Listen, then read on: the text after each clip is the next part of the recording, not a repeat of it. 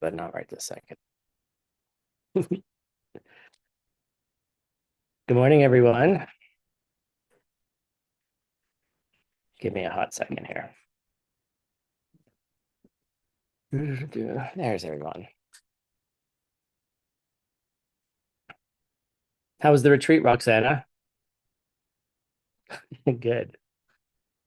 Who else went to that retreat in Barcelona? Christian went, I think. Anastasia was there. Looked like a lot of fun. I was slightly jealous. Sarani and David are great teachers, so you were in good hands. All right. So, okay, I am ready to go. Okay, so welcome back. You've made it. Congratulations. You made it to class 10. I don't know if you've noticed, but this is probably the most difficult course you've had thus far. And I say thus far, implying there's another difficult course called ACI 13, but it's differently difficult. You know, we've been preparing this entire course to understand emptiness. You know, we've gone extremely deep at many times, and I know many of you have been struggling with some of these ideas. I get questions and comments and concerns, and I think the sound is fine, Kathy. I think everyone else can hear me, so sorry. Let's see here. And I think because we've gone so deep, it's like ends up being a, how do I say this? This last class ends up being a little bit of a reprieve, like a little bit of a breath of fresh air. But I'm going to argue that this class is actually probably the most important of all the classes. Because if you get what's happening in this class, then all the difficulties and all the mind-bending difficulties of emptiness kind of make it worth it. It's like, what did you do all this work for, right? I mean, hopefully you can become an Arya. Hopefully you'll see emptiness directly. You know, and I think a lot of you put a lot of pressure on yourselves. Like, I have to reach the goal. I have to get there. If I don't get there in this lifetime, it won't be meaningful. And I know a lot of you think that, so don't pretend that you don't. You know, because it's this thing it's elusive. Emptiness is not, if emptiness were easy, there wouldn't be so many of us in this cycle of suffering. Okay. You know, but it doesn't mean there aren't a lot of those people who have seen emptiness directly. You know, and I know many of you have seen or have heard kind of about the 500 rule, meaning, I know I mentioned it the other day, that, you know, about every 500 or so years is when an Arya appears. You know, and in Sutra, we can kind of see them, right? You see like a Sangha, right? You know, we kind of see Nagarjuna, you know, Jesongkapa, for example. You know, but and that's in the Sutric path. See, trash. Oh, by the way, look who's here. Francisco's here in Arizona. We're going into YSI starts tomorrow. So,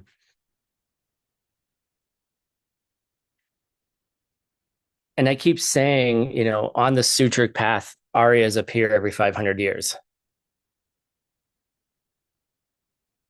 Has anyone figured it out yet?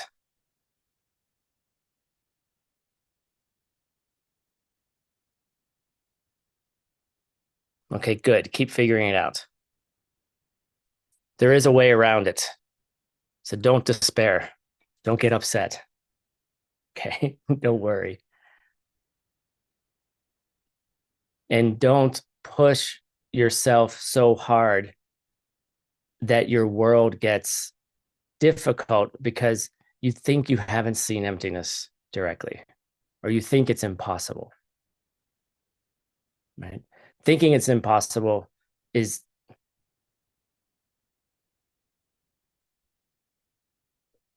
is basically saying emptiness is self-existent and I can't see it. The self-existent me can't perceive self-existent emptiness. Okay. Now get yourself out of that kind of thinking, which is difficult, right? And maybe it's not so difficult. And we go through all of these deep, deep mental gymnastics so that we can say that, how do I say this? It becomes a motivation for meaning in your life versus a motivation of failure. All right. And of course, never mind. I was going to say something, then I changed my mind. You know, step by step, the how do I say this? There's only one emptiness, but there's realizations of emptiness prior to seeing emptiness directly. There's moments of insight. There's moments where once you kind of get certain aspects of it in your being, you can't ever go back. For example, what's the primary example of that?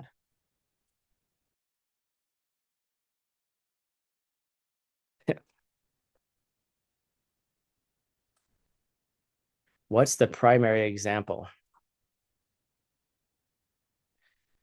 God. Come on, guys, wake up. I'm the only one in the it's like 6 in the morning. Okay, Kathy got it. She didn't wait till I offered money. It's this thing, right? Once you've thought about this enough, and then you start applying it to everything in your life, there's no way to go back. You can't unsee it.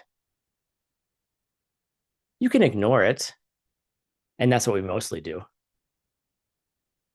especially when we're upset, especially when we're having a difficult time or things don't work out the way that we want to. I was in the car last night with Francisco driving up from Phoenix, and we were listening to a class of Geshe Michael's, and I kept stopping it and asking him questions about my problems. And I'm like, and I know that they're not self-existent, but they feel that way, right? It feels like it's a real thing. It is real because it's happening, but it feels solid. It feels like it can't change, right? I have an $87,000 problem. Okay. United States dollars, not Mexican pesos, not rupees. I have $87,000. Okay. It's 81,000 euros, something like that. Okay. Why? It doesn't make sense. Okay.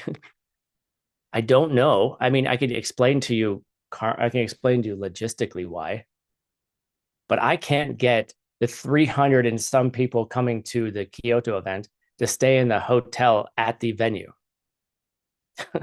I still have 30 rooms to sell and nobody wants them. And I'm like, this doesn't make any sense. We're all going to be there. Geshe Michael's going to be there. There's meditation every day. There's there's a dinner, right? And I understand people don't have money, but it still doesn't make sense. Why don't the people have the money? Like, why don't the people want to go on a payment plan? Just to, yeah, fine, pay over 6 months. I don't care. I've tried every angle. Nothing's working. Even whining in my ACI 212 class about it isn't working. Right? Yeah, I signed a stupid contract. I can't get out of it. Fine. But I didn't think it was going to be difficult. We have 100 people coming from the Sedona College of International Management to have an alumni week, a week of alumni activities. And they're not staying in the hotel either. It makes no sense. I'm like, so then, I'm asking Francisco, I was like, what do you think the seat is? I'm trying to be reasonable in my head, right? But I'm the one who has to pay the money at the end of the day. I still need real $87,000, right? It's not like it's not real. Like, what's the obstacle? What's the thing that we're not seeing, right? What's the thing that's blocking, right? And then you ask the question, well, why is it that people don't have the money? Like, what's that seed where you see people don't have enough? You don't see that people are suffering. Yes, they are open seed. Yes, they are negative seeds, but I want to stop them, right? I want to stop it. I want to stop all the other suffering I have. I want my body to not hurt. I want to not be tired all the time. You know, what other things do I want? I got a birthday cake last week. It's delicious. And that's nice. I'm celebrating that. Um, I got Sarah Mae Monastery's prayer book last week. That was really fun in Tibetan. And my teacher was like, you can read that. And I'm like, really? He's like, yeah, you can read that. I'm like a first grader reading. But I'm like, I have these negative seeds opening up, and how do I stop it? You know, how do I turn a problem into an opportunity? Right. So I'm asking everyone, help me find that seed. I'm desperate. I'm desperate now. I don't know where ACI is going to find $87,000. Maybe I'll borrow it. Maybe something cool will happen. Who knows? Maybe in the last minute, 50 people will be like, I'm going to stay in the hotel, Tim. We love you. I book hotel rooms for all people all the time, Jackie. I give away my hotel points. I give away my airline points. It's something else. It's something else, right? But the point is, the point of this class, actually, right? And the point is that, yeah, I can understand the pen. I can understand the chew toy. I can go through all of those difficult mental gymnastics to understand how the reality that I'm putting together is not the reality that I think that's being put together. Right? It's being put together in a certain way, forced upon me by my past karma. Right? Forced upon me by how I behaved in the past. Okay, that's lovely, Tim. Now I'm just going to sit here on my ass and whine about $87,000. Maybe I'll win the lottery tomorrow. I don't know. Maybe a donor out of the blue will show up and be like, I will solve your problem, Tim. Right? Like, don't try to get. And then this is the thing. is if you have the seeds, which I think a lot of us do have those seeds, you know. Oh, by the way, I'm arguing with you guys in the chat because I'm telling you all the things that I hear from people. Like Jackie's like, well, help someone get a hotel room. I'm already helping people. I already give away my points. Do you have any idea how many hotel and miles I have to give away? I'm already doing it, right? This guy, Francisco, I bought his ticket for Kyoto. And then I used my upgrade points to get him business class. Okay. My upgrade, you see, you know, great, wonderful. I'm doing it already, right? How many times have you said that to yourself? But I'm already planting good seeds, Tim. Wow. I'm already doing the 4 steps. Wow. Right? Why didn't it ripen? Why do I still have to see suffering? Yeah, patience goes out the window when your problem has to be solved in 15 days. Right? So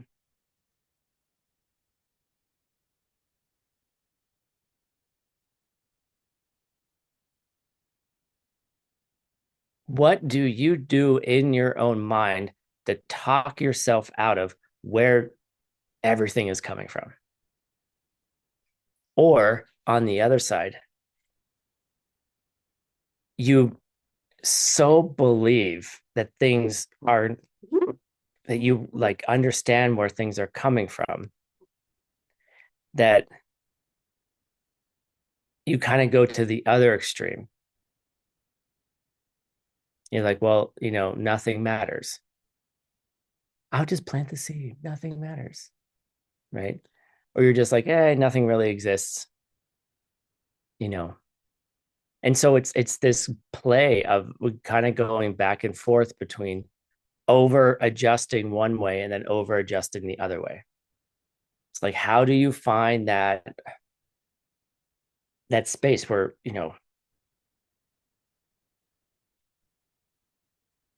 you're walking a very fine line of between those two extremes. If you say something's impossible, or I don't have patience, I don't have faith, or I'm already planting the seed, or I'm not, I rejoice every night. I do my coffee meditation. Wah, right? Whine about it. Or you just go to this place where it's like, well, look, everything is empty. And it becomes a rationale for not dealing with the reality that's in front of you.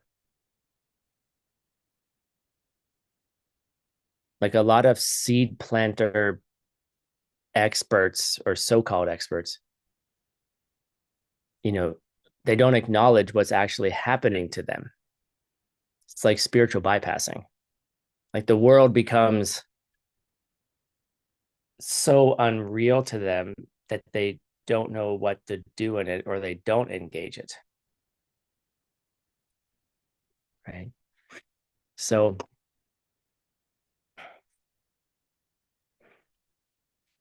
once you have all of these,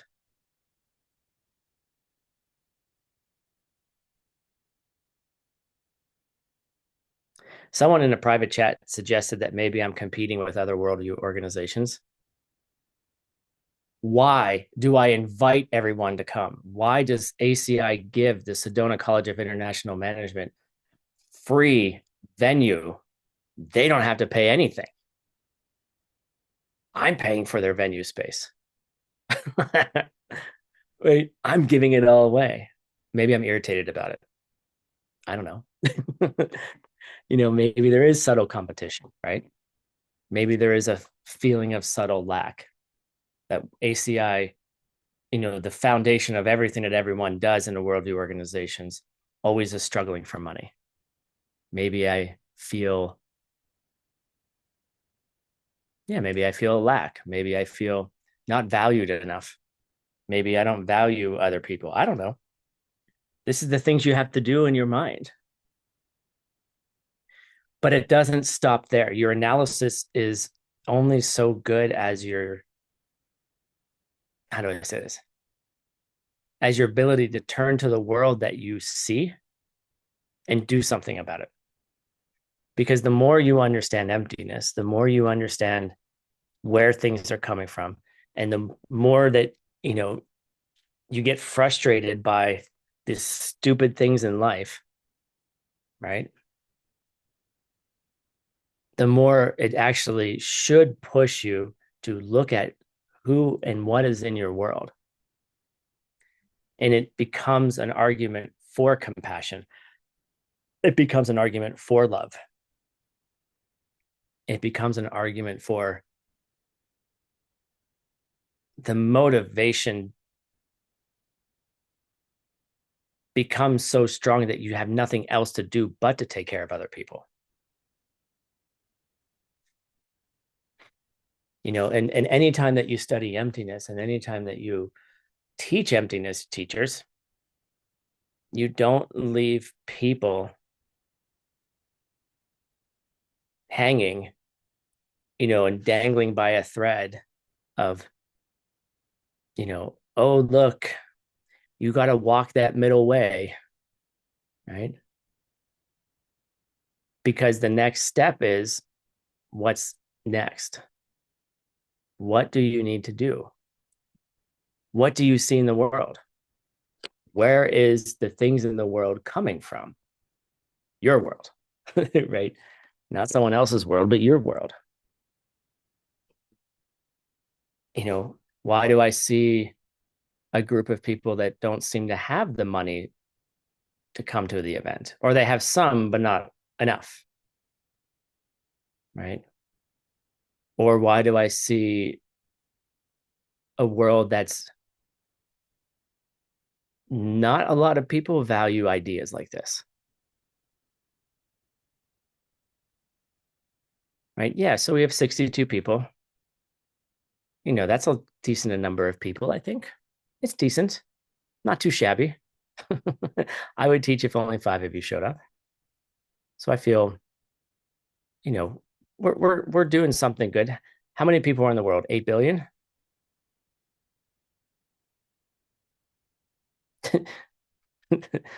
Did you think the world was going to change that fast? If there's 8 billion people on the planet and only 62 are interested in studying emptiness, what percent is that?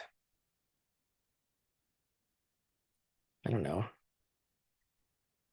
8, 80,800,000. There we go. 8 billion. I don't know. Point. It's going to be something I can't even say it out. Let's do it. 2, 3, 4, 5, 6, 7,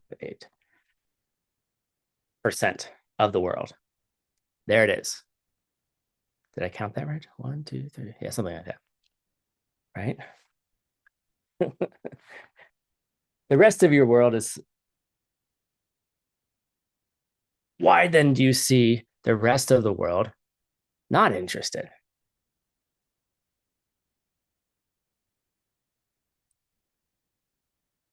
Why do we see,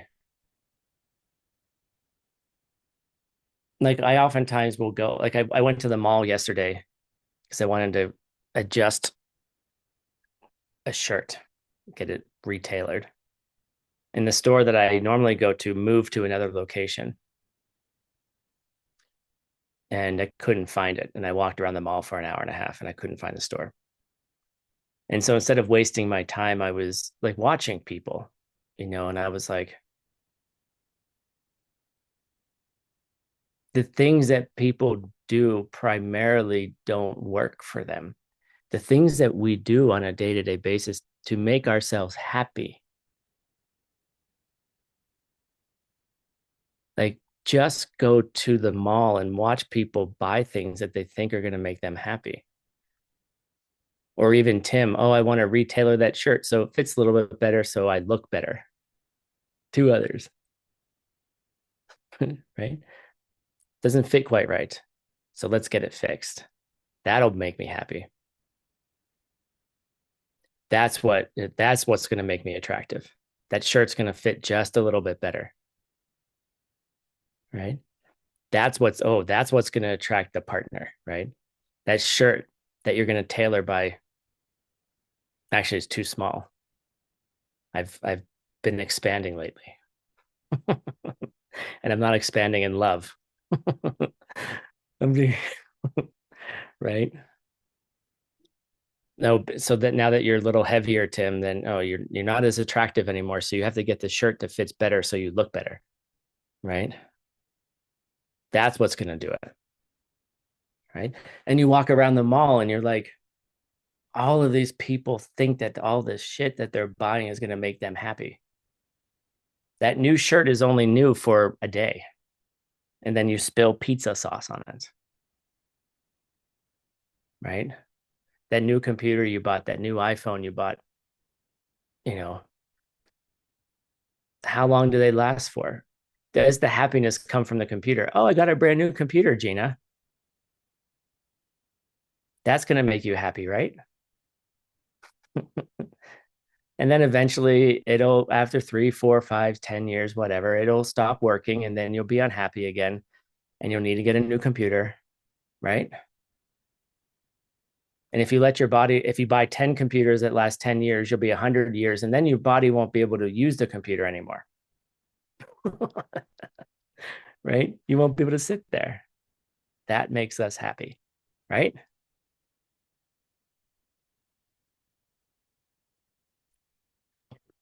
And so when you walk around the mall and you look at everybody and you're like, you're just doing things to make yourself happy for a second. Maybe you get a dopamine rush. Maybe you got some candy. Maybe you had a nice dinner. Maybe you went on a nice date. I don't know. But all those people, including me, are just going to get old. It seems like useless, right? It's not useless, but just keep going with me. It seems useless, right? Like I'm going to go help all these people. Like even people that are really helping others, you know, I see it in their eyes. Like, let me go help the poverty. Let me go help the war torn area. Let me go feed people, right? Those people are just going to get old and die anyway, as you will, right? Someone will be giving you food while you're laying down on the bed if you make it that long, right? You'll have the sheet pulled up. You won't be able to get out of bed. You'll need someone to give you soup. You'll need someone to wipe your butt for you, right? Just like you were when you were a child, right? Although when you're a child, it's not humiliating, right? When you're a kid, you don't know any better, but you're 95 years old laying in the bed thinking about all the things you did that made yourself happy, and now you're just pooping yourself and your caretaker or your kids are wiping your ass. Use that for social media, Anastasia. Right? So then like there's the other side of it is like, well, I'm going to be a bodhisattva and I'm going to go help people.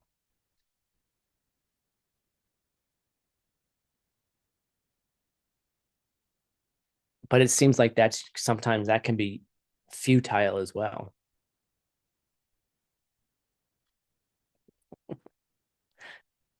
Shit, just like, then what do we do?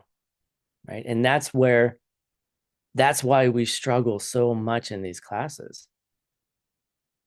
Because if everything were just that way, there is no point.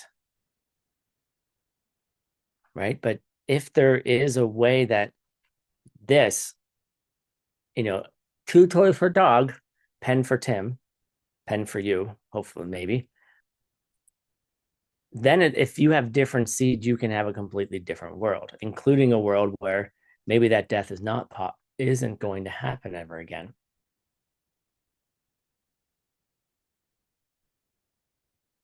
Right? Where your actions start creating a world bit by bit that is a better world, almost a paradise. And I will say to you that the more you understand emptiness, the more you have to be prepared for things just not to work sometimes. Okay. You know, bit by bit, you'll things will get better for you. And you will have a tax of negativities, whether it's your emotions or $87,000 or whatever it is. You're going to have these things that are going to pop up. But if you keep the view great, strong, somehow they lose their power. Somehow they lose their strength over you. If I actually, although I've only had 2 meltdowns about this problem. The problem, by the way, last month was $170,000. Okay. Now it's only 87. Okay. I've only had 2 meltdowns. Okay. Not so bad, right? But I'm like, I'm gonna have to sell my house. How, like these things that go on in your mind, like, oh, selling my house will solve the problem, right? Sure, maybe that the karma will ripen that way, but it doesn't have to ripen that way. And that's where it gets fun because if you do do it well, you don't have to guess how it's going to resolve. How many of you, I know some of you are going to answer this question, so I don't even know why I'm asking. How many of you are over planners? Meaning you plan how you're going to solve every single problem extensively. You spend hours in the shower, step by step. I'm going to do this, then this happens, and this happens, then this happens, then this happens. Right? How many people do that? Francisco's not even looking at me. He's like, no, I don't do that. Right? How many times did that plan go exactly to plan? How about that conversation you've been planning with a group of people because you are right and they are wrong? Right? If I just say this, then they'll believe me. They'll know, they'll understand. Right? I planned a conversation on Monday. I walked away for 5 minutes. I came back, and then the meeting ended. All of a sudden, they were like, "Bye, guys, we're done." And I'm like, "I'm not done. I had a plan." And they all ran away from the meeting. Maybe they knew that if they didn't end the meeting and Tim came back, he was going to tell them something that they didn't want to hear. I don't know. Right? I didn't even get to say it. I planned it out all weekend.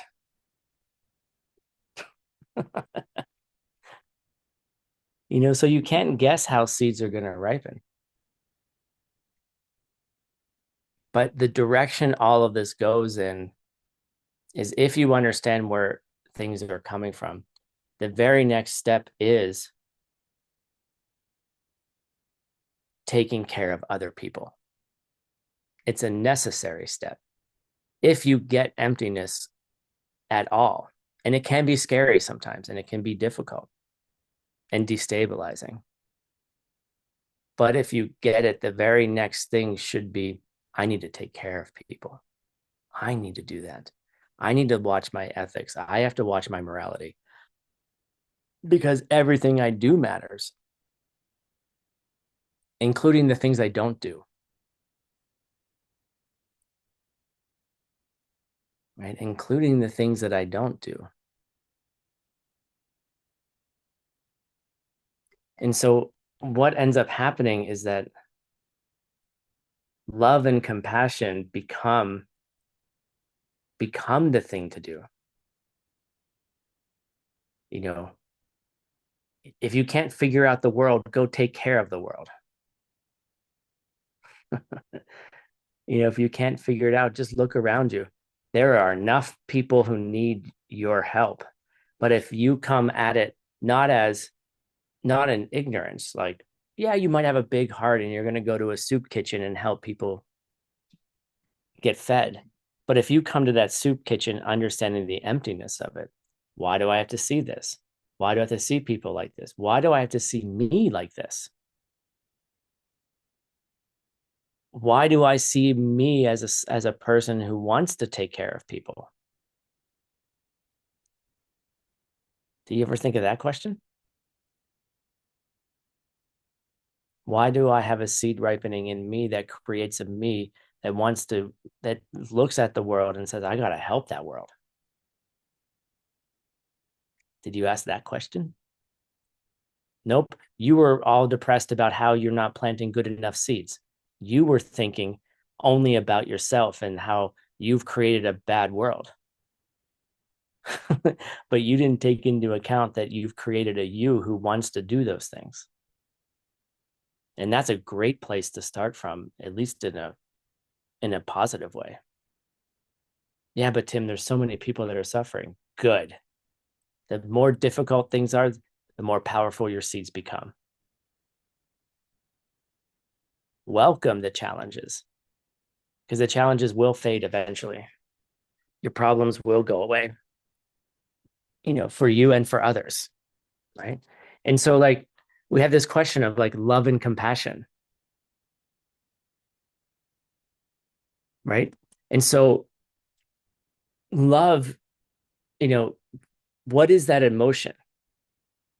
You know, we use this word love for lots of things, and different languages have different words for it. Like, do we mean love in Spanish? Do we mean amar? Do we mean querer? Right? Which love are you talking about, Tim? Right? One of the words in Spanish also translates to I want.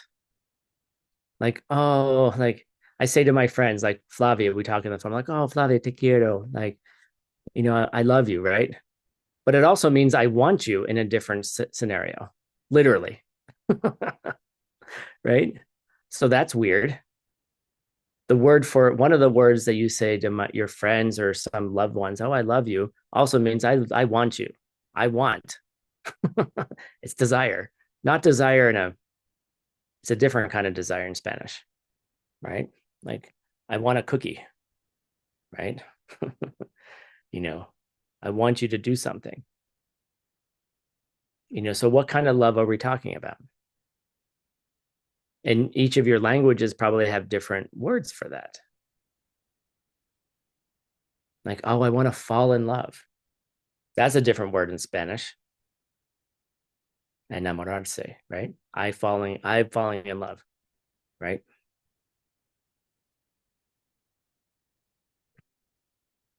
But in English, it's all the same word, right? You fall in love. Like, oh, I love you, right? And then there's different gradients in different languages, the different, you know, strength of your emotion, the strength of your love get used in different ways. But what do we mean by love? In Buddhism, what does love mean?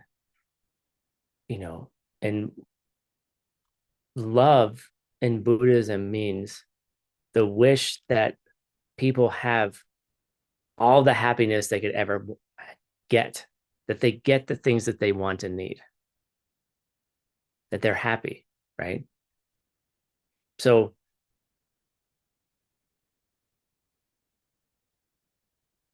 what if we operated like even in our relationships, right? The people that we're supposed to love the most, our partners, right? I love you, right? What does that mean? In Buddhism, it means you just want their happiness. you know, most fights in relationship are because one person's unhappy with your behavior. You didn't do the dishes. You left your clothes on the floor. You don't support this household enough financially or emotionally, or you don't support me. Then you start asking those questions of like, well, how do I love you? How do I make it possible for you to be happy? The irony is probably if they're whining about you not doing the dishes, when you do the dishes, probably won't stop that need that they have to whine about you. but you still do the dishes for them, right? Because usually what happens is it becomes a transaction. Well, I do this for you. I do this for the house. You're not doing enough. And then you become an overachiever Buddhist. I'm going to give everybody happiness, right? And then you forget about taking care of the one who's giving the happiness, right? And then you get burnt out, right? You forget as a bodhisattva that you're one of all living beings too.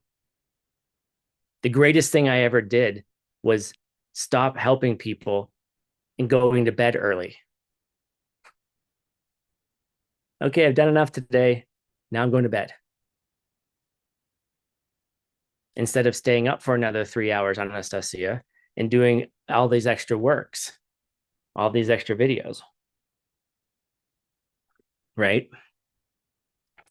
You know, taking care of yourself too. You got to give yourself happiness, right? So the one aspect that comes out of emptiness, what comes out of it is a deep desire to give people what they want and need because you understand where it's coming from. If people don't have what they want and need, why do you see that? And then when you bring that flavor of understanding that anything could be anything, depending on your seeds, then your love becomes extraordinary. It's not just little love, it becomes maha love, right? And then the other thing that comes out is compassion.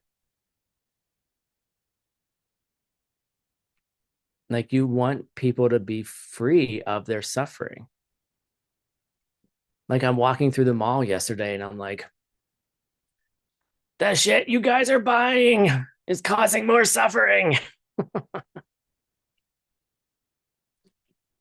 Right? And because if you understand emptiness and you understand what people who aren't operating that way or appear not to be operating that way, then you don't want them to do things that's going to hurt them. It is so painful to watch people doing things that are just creating more suffering. And it sometimes, and I'll be honest, it sometimes feels overly overwhelming and kind of powerless. Like, what do I do about that? And that's why we start small. We start, you're not going to save the world in a day, right? But over a lifetime, what if you could change, whose seeds are you changing anyway? This is a big question. And this is a lot of, right. And so you're changing your own seeds. When you get to your Sambhogakaya as a Buddha, the only beings that you see around you are beings of like 10th level bodhisattvas and above. If I were a Buddha, which I'm not, and I'm sitting here talking to all of you who look like humans, which you may not be, right? I would be seeing all of you as high level bodhisattvas. And then someone raises their hand and then be like, well, Tim, I'm suffering all day long. That's your problem, not mine. Actually, it is my problem. I'll tell you in a second, right? The way you see you is different than the way I see you, right? It's perfectly logical for you to still be seeing your world as a suffering world and for a Buddha to see their world not like that, right? We could be having totally different conversations. But then people ask the question, well, Tim, if you've perfected your world, how is it possible that someone has not perfected their world? Right? If there's still seeds of suffering in other people, then you haven't cleared up the suffering in the world.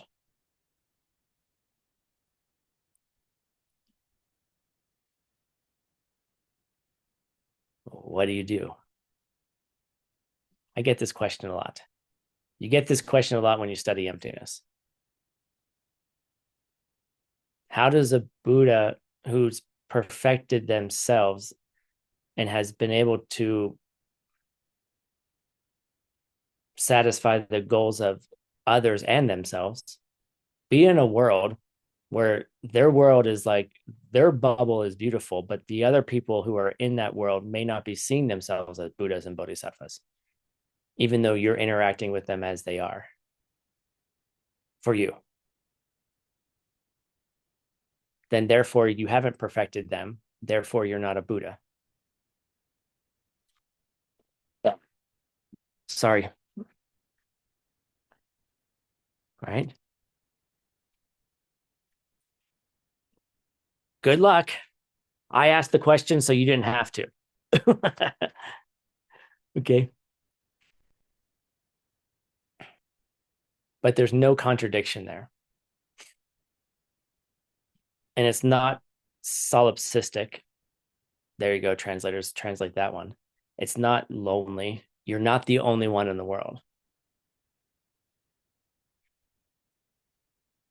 By the way, the Sambhogakaya of a Buddha is only one of the Buddha's bodies anyway, right? The Buddha can also emanate in the Nirmanakaya to interact with you if you are who you look like. Okay. So you have to think about these things. And when you think about it from the point of view of emptiness, that's why it's possible. And that's why you can relax about it. You don't have to stay up all night wondering what the hell's going on. So when there's two sides of this emotion. There's the side of the emotion of love. I want you to be happy. Compassion. I want to take away all of the suffering. I don't want to see you upset anymore. I don't want to see you doing things that are creating more suffering in your world. Right? The two are actually very interlinked. They're just separate perspectives that one takes when they're approaching others. And then there's a big debate. Well, which is first? Do you make people happy first, or do you take away their suffering first? There's arguments for both sides. My world, I say yes. Right? The normal, quote, normal answer is, well, when someone falls down and breaks their leg, you want them to be happy, but they have a broken leg. You want the suffering to go away first, and then you want to give them every happiness. Okay. I'm going to argue that if I were sitting for a Geshe exam, which I'm not, I would argue that they're the same. Right? They're just different perspectives on the same thing. I don't know if I'd win or not, but that's not the point. Maybe they'll give me a yellow hat someday. I'm not trying to be a Geshe, by the way.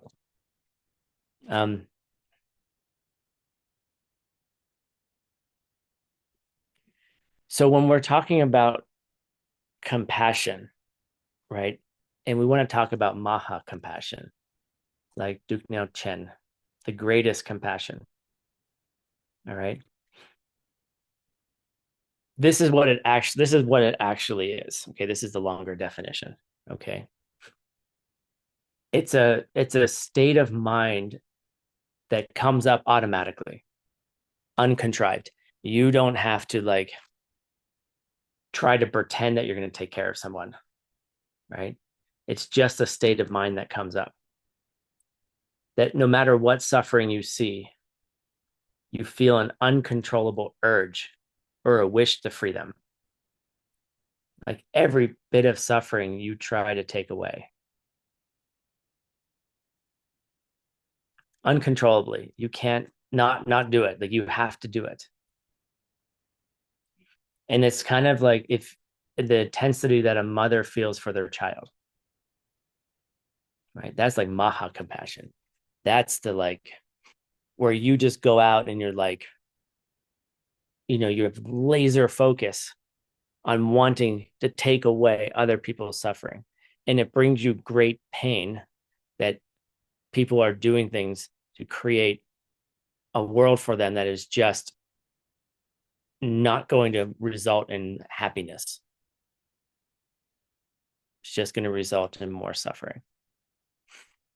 Oh, Tim, how do I get there? Well, you have to pretend first.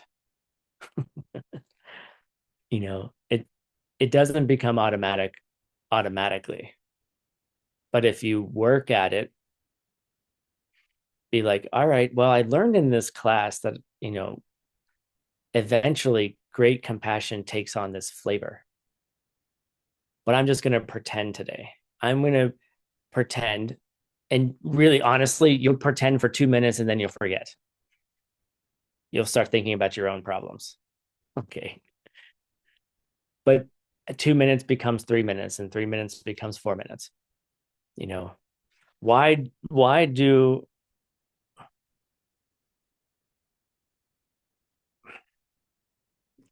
why does ACI offer classes all the time? Tim, I can't come to everything. I can't possibly afford everything. I'm sorry, Tim, I can't afford Kyoto. I'm sorry, I can't afford the hotel. I'm sorry you have this problem. And then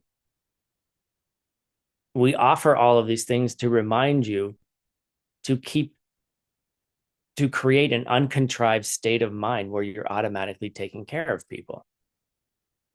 And you need to hear it over and over and over and over again. Right?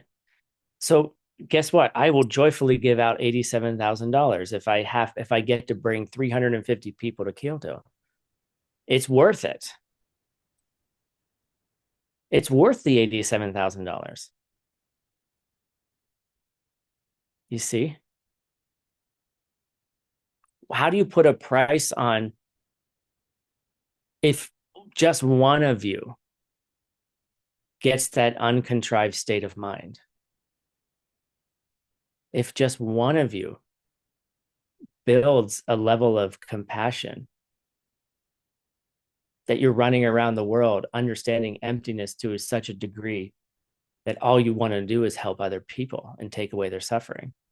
How do you put a bill on that, an invoice on that?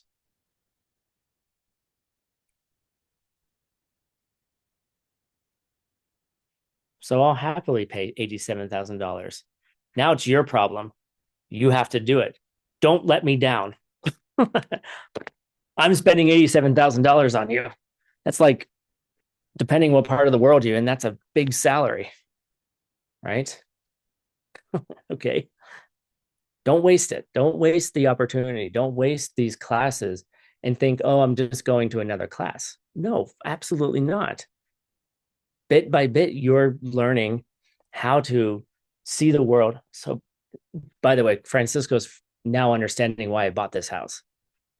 He's like looking around at the beauty, right? Bit by bit, your world becomes more and more beautiful. Bit by bit, you understand where things are coming from.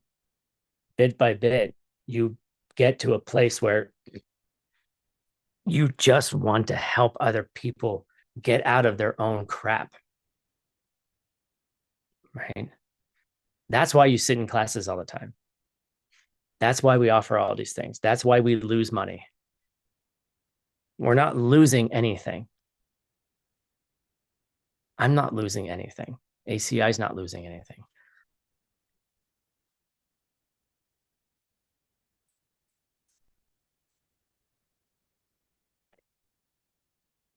And then it gets like, you know, it gets even better, right?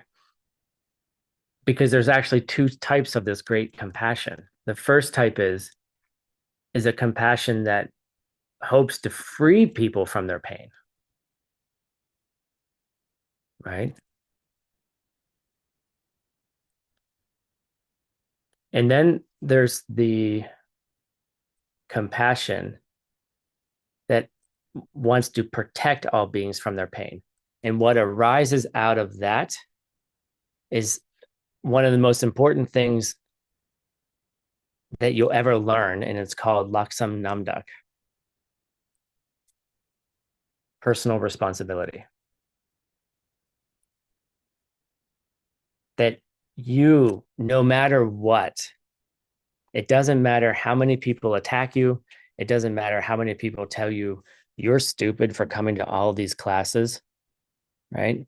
Why are you part of the 0.0000007%? There's 8 zeros, translators, of the world that's paying attention to all of this, right? And hold on a second, I'm running out of power. My Maha compassion forces me to plug this in so I can keep talking to you.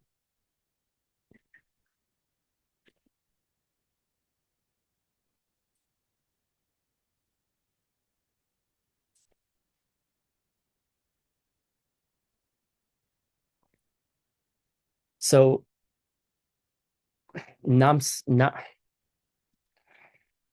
Laksam Namdak, right? Personal responsibility. Even if every single person in the world criticizes me, I will still do it.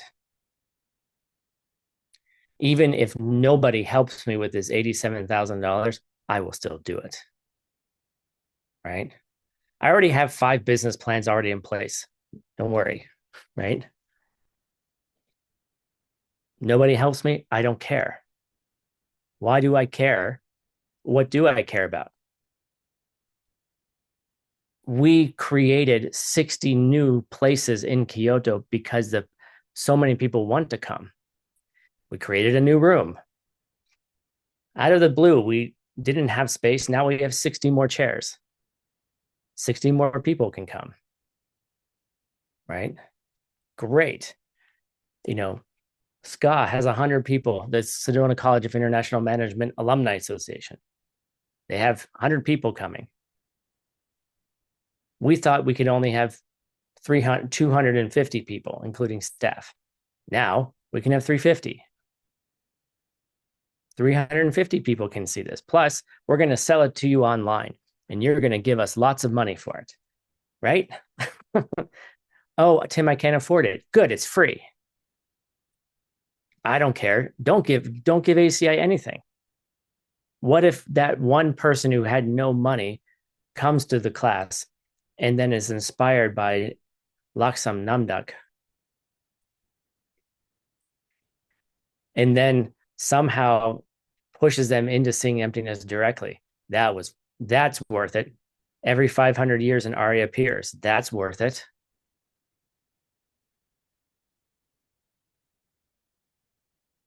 Oh, Tim, but I already have met an Arya. Do you think there's not going to be more of them? Don't be stupid.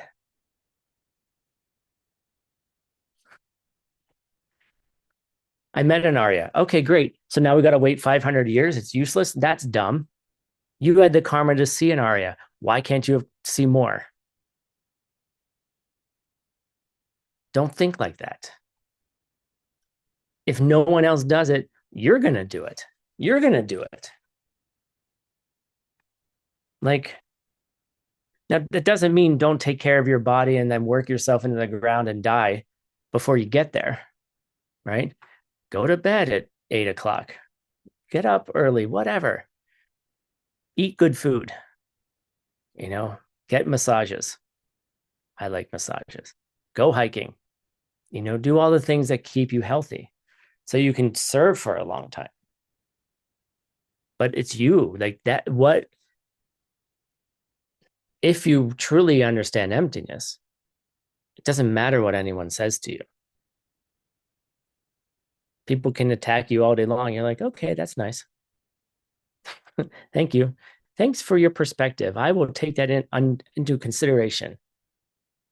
Please press 9 for Spanish. Right? Like a phone call. It's like, we appreciate all of our customers. Please hold for the next representative. Right? Like, Just wait, just please hold for the next attack, whatever. They will criticize you. Okay. But they can't take it away from you. They can't take away your understanding.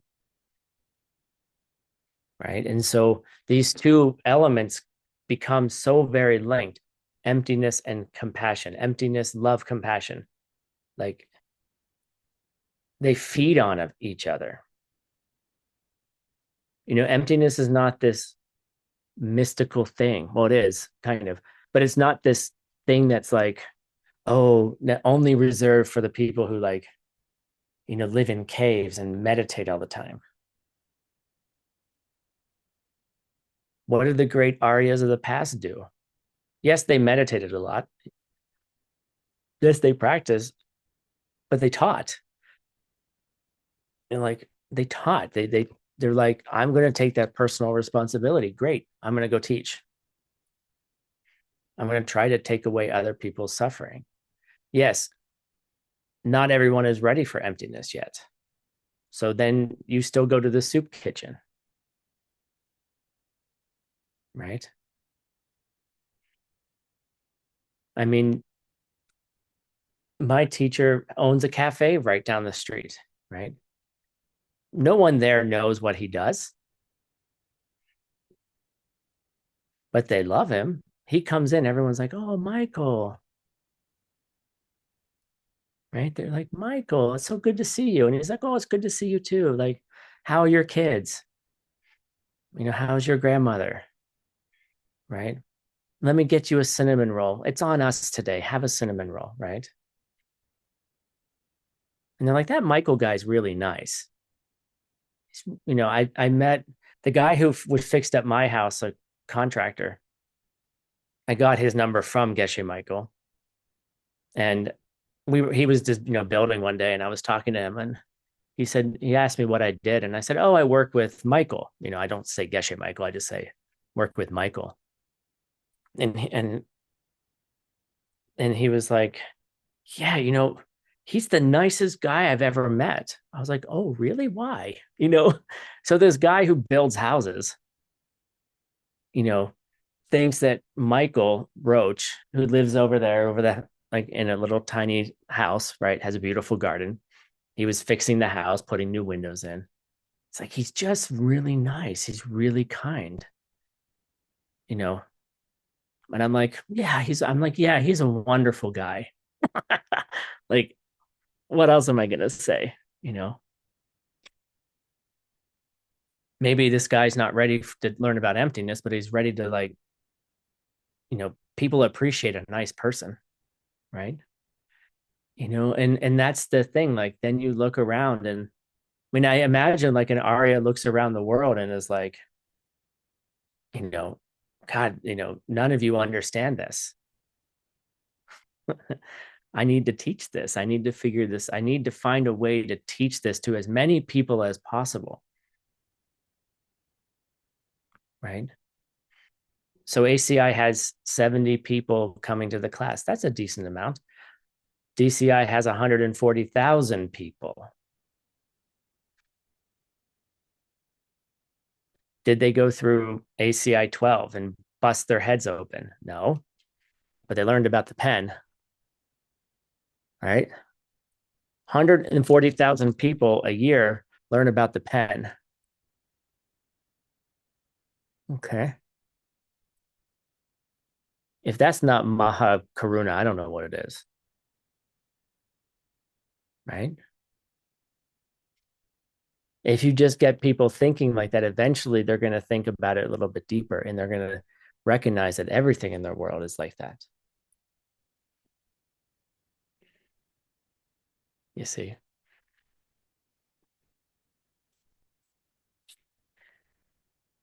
So that's the ninth chapter of Shantideva, right? Of the Guide to the Bodhisattva's Way of Life. Congratulations. Okay. Like, and he ends it with that piece, like, don't stop at the intellectual musings of emptiness. Don't get lost in them. You know, there's a reason why seeing emptiness directly happens first. And then the very next thing that happens is the direct perception of bodhicitta. I'm sure you've heard of this experience where you come out of the meditation on emptiness and then you go back into a meditation, but something mad powerful happens to you where you begin to see the faces of all living beings one by one, right? And the way it gets described is like, you might just see your mother first, right? And you have this moment of like, I got you. I'm going to take care of you. Don't worry, mom. It's going to be okay. And you see mom relax. Then the next face comes up, maybe your dad. And you're like, Dad, I got you. I'll take care of you because you deeply understand emptiness. Got you, Dad. Dad goes, right? Then your brother comes up and you're like, hey, dude, it's good to see you again, right? You're like, I got you, right? You see them relax. One by one, these faces come up. Then maybe you see your childhood dog. Maybe then you see, all the people on the planet. Then you see all the beings on the planet. And then you go to other planets and you see all of them too, one by one. And it takes like 20 minutes.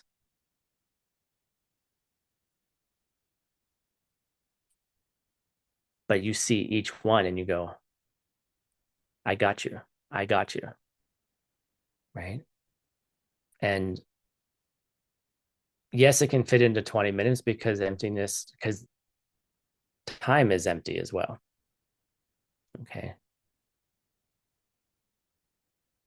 So that personal responsibility, imagine if you had that experience, right? What could anybody say to you? What could anybody say to you after that?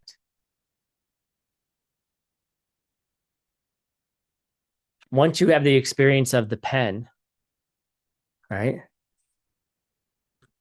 And you get it, even intellectually, there's nothing anyone can say to you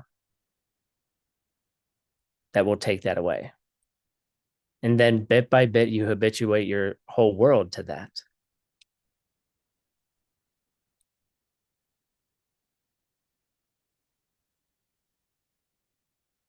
And then Shantideva's at the very end, in the 10th chapter, he does a dedication. He's like, all right, we just did something pretty cool. Let's go back to the beginning. What happened in the beginning? Shantideva was not really, everyone thought he was a useless monk. They thought he was Mr. Three Thoughts, Busuku, meaning all he did was eat, shit, and sleep.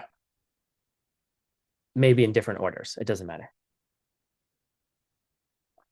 Ate his food, pooped it out, and then took a rest. And that's all he did every day. Right. And they decided to embarrass him because they were like, this guy is useless. Right. And so they said, hey, Shantideva, they're like, hey, you want to give a teaching? We think it's going to be great. In the back of their mind, they're just making fun of him. Right. And he's like, okay, I guess. And they're like, okay, come to the teaching room tomorrow at 3 p.m. Maybe 4 p.m. So all the monks are gathered, and I imagine the 3 or 4 monks that invited him, like they're like the teenagers, right? The teenage boys in the back of the room giggling, right? Like, oh, this is going to embarrass him. He's not going to be able to do a good job. The first thing they do is they put a big teaching throne that you can't climb up on, and there's no step ladder, there's nothing, right? And they're like, haha, he can't even get up there to teach, right? And then everyone blinks, and all of a sudden he's sitting up on top of the throne. And they're all like, well, that's a little weird. And Shantideva's like, hey guys. I mean, I wasn't there. Maybe I was, but I just kind of imagine like a guy, he's like never really presented in front of people. It's like your ACI teacher training, the first time you have to give a class, right? And you're like, hi, my name is Tim. Today we're going to study, I don't know, the three, how many, the one, two, the three principal paths, right? I just kind of imagine Shantideva being like that. And he's like, so guys, do you want to hear something new or something that you already know? And the guys in the back are like, oh, this is going to be awesome. Right. So they're back there and they're like, yo, Shantideva, give us something new. Right. And everyone in the room kind of laughs and he's like, okay, I wrote this thing once, right? And then he starts reciting, the rest of the story. He starts reciting the guide to the Bodhisattva's way of life, in perfect verse. And he wrote it. And it is like, you know, as he's going along, everyone's like, oh my God, this is incredible, right? And then, he gets to the emptiness chapter. And many of you guys probably had this experience. Like, it's a difficult chapter. So what happens is his karma gets so good, that, he begins to float off the teaching throne, right? Floats up into the air, leaves the teaching temple, right? Floats off. And the only people that can hear him are like the really high bodhisattvas that have like super hearing, right? So they're all like trying to listen for like these deep teachings on emptiness, where it's like 0.0000007% of the audience can hear it, right? Just like we were all there. We probably were all there listening, right? And then it's like, or maybe we were the ones who couldn't hear it, but now our karma is so good that we can hear it, right? And so they hear this chapter, right? And then they send some guys out to go looking for him and they find him and they're like, yo, Shantideva, that was amazing. We're so sorry. We're so sorry we misjudged you. Come on back. And he's like, nope, you guys suck. I'm not coming back. I'm sure it was a little bit nicer than that, but it's makes a good story. He's like, nope, you guys are, I'm done with you guys, you know. And they're like, well, we're trying to, not all of us were able to hear what you said. Like, could you teach it again? And he's like, dummies, I wrote it down. Just go to my room, go up in the ceiling, you'll find a copy of the book. I'm going to go teach people now. Bye. Right. I just kind of imagine, because my teachers are kind of like that with me sometimes. They're like, whatever, Tim. Like, and they just like say, get out of here, right? Go figure it out.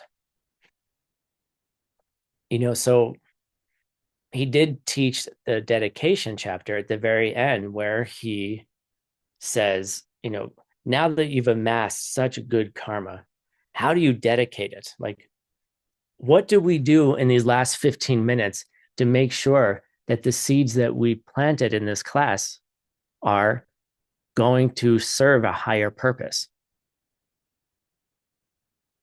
Right? We just sat here for 10 weeks, right? How do we dedicate those seeds properly? How do we, you know, ensure that we don't waste them, right? Don't waste your good deeds. You can do a good thing and then it will kind of it will create a result. But I don't want small results. I want big results. I want $87,000 worth of results.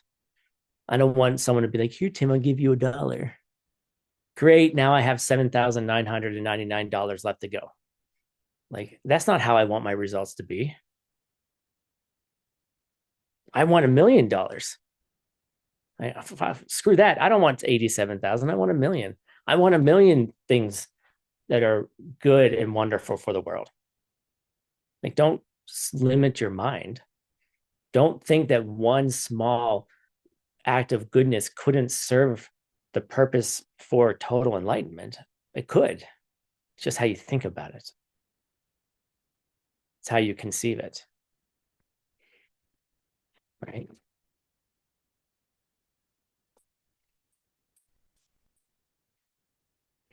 So Shanti Dev, Gyaltsab makes a distinction between making a prayer and doing an actual dedication, right? Like I praying for total enlightenment, or I'm dedicating it to that. Very different actions, right? First, we can make a prayer. I want to reach, I want to reach the path of seeing, right? Then you're like praying every night on your bed and you're just like, I aspire to be there, right? I aspire to be a Buddha. But a dedication is different. The dedication takes the aspiration, the munlam, and says, I have this goal I want to get to. And may the virtue we've done serve as a cause to get there. Right? May the virtue of this class serve as a cause so that we don't have to see the sufferings in the world anymore.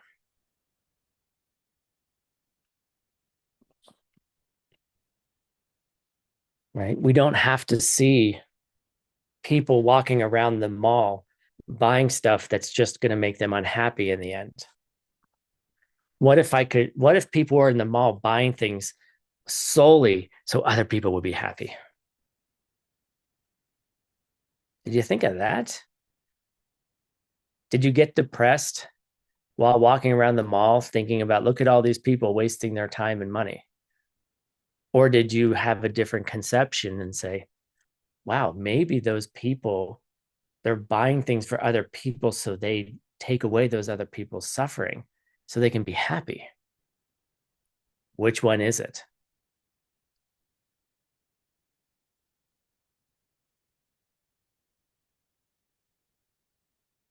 Which one is it? You see? Which seeds do you want to see? What do you want to see people doing? And so are you seeing it? Could you be shifting? Could you be shifting their point of view? Like, oh my God, look at all these people in the grocery store buying food, right? They're just gonna poop that out later and have to eat dinner tomorrow night. Or you can be like, oh my God, look at all these people buying food to serve their family, to take care of things. Like, can you go to the store and have this view of, I'm buying all of this to take care of others, to serve as a cause for, world peace? Same action, different seed. That's the difference. Same actions look like the same thing, but the seeds are different. And that's the basis of the secret teachings as well. Different attitude, different seeds, right? Like, are you seeing the negative side of things, or are you seeing the positive side of things? Are you taking the things you're doing and wasting them, or are you turning them into causes for something else?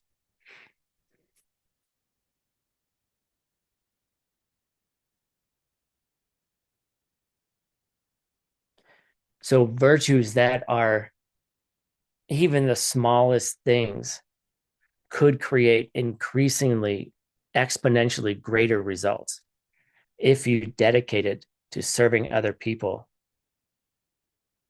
as you're on the path to reaching total enlightenment. Why? Because seeds grow. So even the smallest thing, the smallest action could have the greatest result. Just let the seeds grow, right?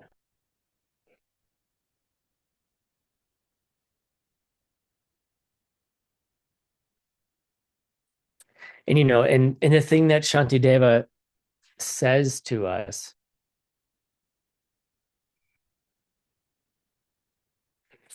is that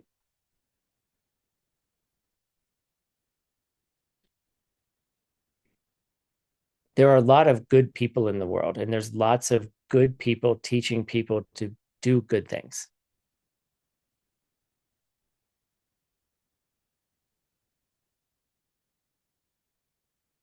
And those good things can create good results. And if you mix in this worldview, if you wrap it up, like put this like gift wrapped on it, right? That understanding of emptiness, where is it coming from? When you're doing something,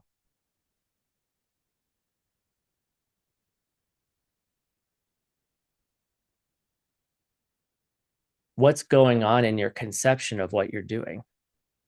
If you take everything we learned in this class and everything we've learned up until this point in ACI, in the simple act of giving,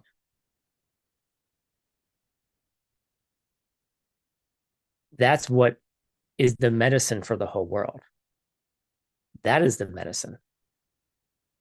Doing good deeds without an understanding will only create more um, ignorance in the world.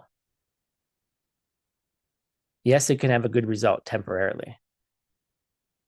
And I'm not saying don't do those things. And I'm saying don't, it's not that you don't teach people to be good people. That's not what I'm saying. But how do you get the conceptualization to get there so they understand where it's coming from and what's possible? Because if emptiness wasn't there, nothing could change. And you have to meditate on that. It's impossible to change without emptiness. Then things become really, really powerful. And so Shantideva dedicates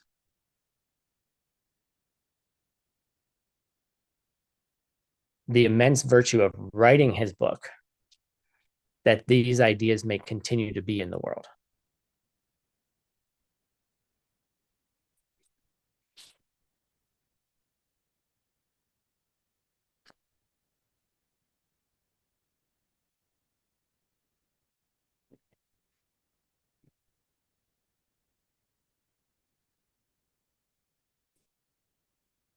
Looking for something. Hold on.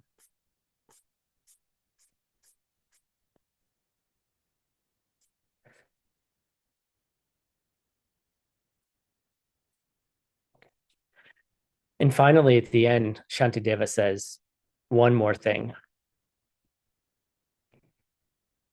And he says, none of this would be possible. And he bows down at the very end to his spiritual friend, to the one that taught him everything. He bows down to Manjushri, his teacher. And he says that, the point of all spiritual progress begins and ends with finding the teacher who can teach it to you. So finding that person who did teach you all of this. Nothing happens by itself.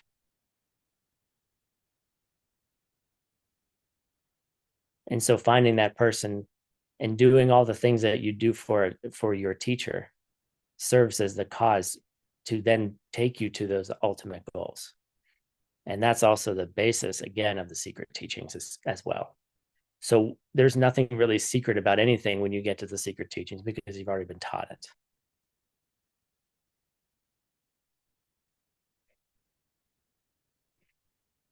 And then when you understand the emptiness of your spiritual friend, your Geshe Shenyan, you understand where they come from in the first place. You understand why they're there. Why is someone a teacher for someone and not Why aren't they the teacher for everyone?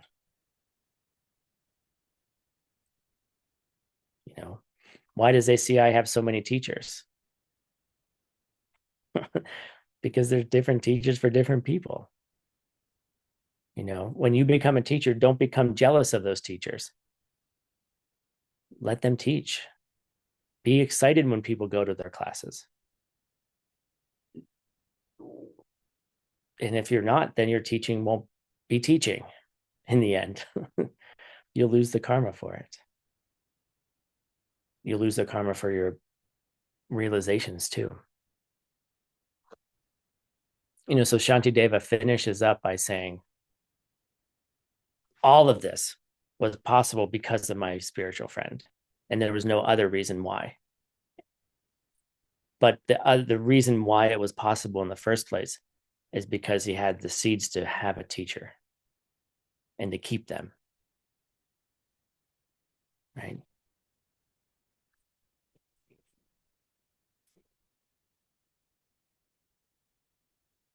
So let's do a final dedication. We do have another class next week, which is a review, which, by the way, is going to be on Friday next week, not Wednesday, because somebody scheduled me over top of my teachers to teach Dalam, and I can't change that because they're my teachers. So I have to change.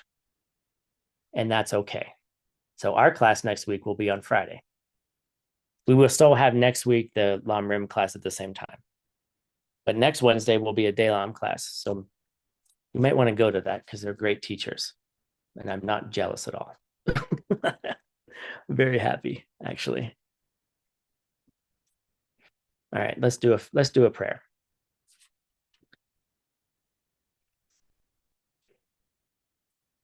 All right, so this is the Tibetan. This is the beginning of the reading. You can learn it. We'll do it in English. And by the goodness of what we have just done, studying ACI 12, for example, may all beings complete the collection of merit and wisdom, and thus gain the two ultimate bodies that merit and wisdom make.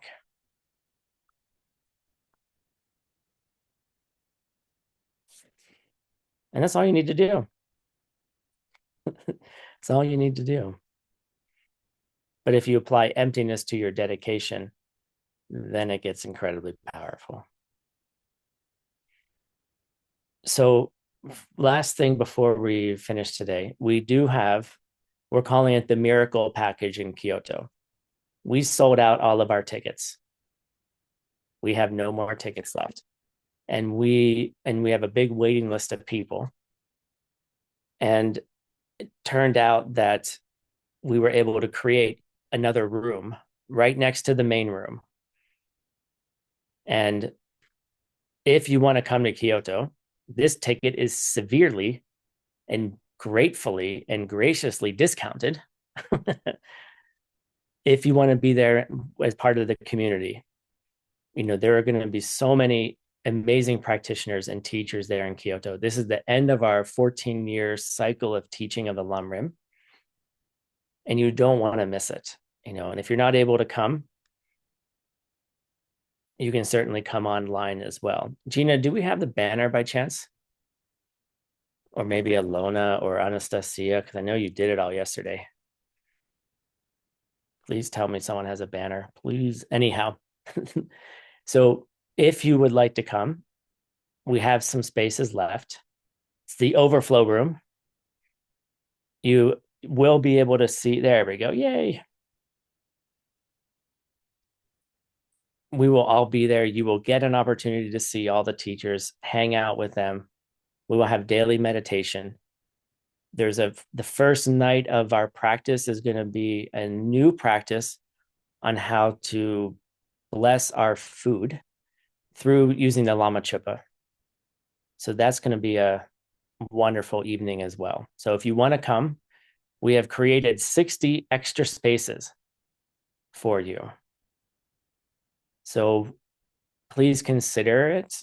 There's a very deep thing that happens when you're in the presence of your teachers that I don't think happens online. So if you have that opportunity, please do come. And we have some really amazing things happening in 2025 that we will start talking to you about soon. So I want to thank all of you for coming to this course. We do have a review next week. I'm going to teach a little bit more on the dedication chapter from another source. And we'll have a Q&A as well on that. So get your questions ready. I do not want to be sitting here silently waiting for you to ask your questions. So many of you are like, Tim, I want a meeting. I want a meeting. I want a meeting. Yes, get your questions ready now and ask them, because for the benefit of everybody. Okay. I don't want to be waiting in silence for someone to ask a question. So we will do that on next Friday. So take a break, half an hour. We're going to do Lam Rim in a half an hour, continue on with meditation. And yeah, thank you all for coming. You have no idea how powerful it was that you took this course and that you were here. And make sure to keep dedicating the virtue. You know, there's amazing things that are going to happen because you did this.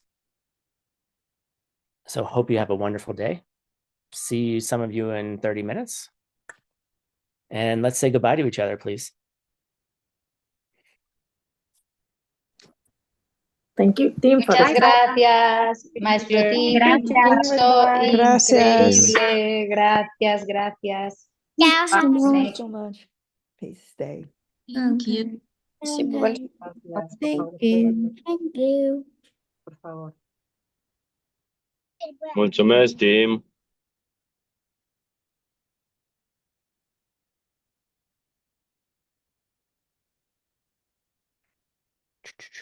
See you guys soon. Thank you, Tim.